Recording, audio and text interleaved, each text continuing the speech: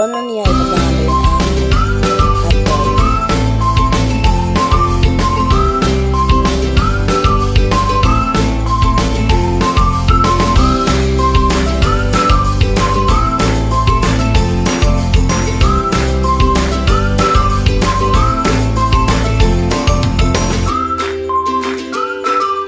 Okay na hotdog. So, naging po na nakabutang na ang atsal. So, i-apasaw na ko ang atsal.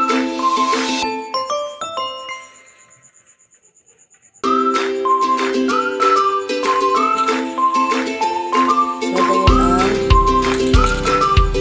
chicken.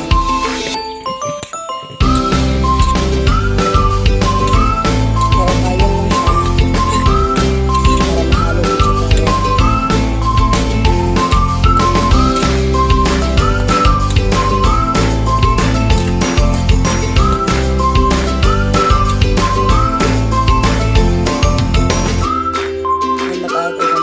chicken. Para makaroon dito ito ang natuang karning. Kaya dito ang kaning chicken.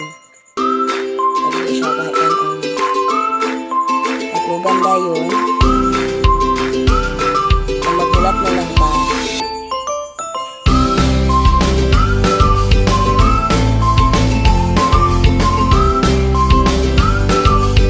Iyan dayon ang tuyo.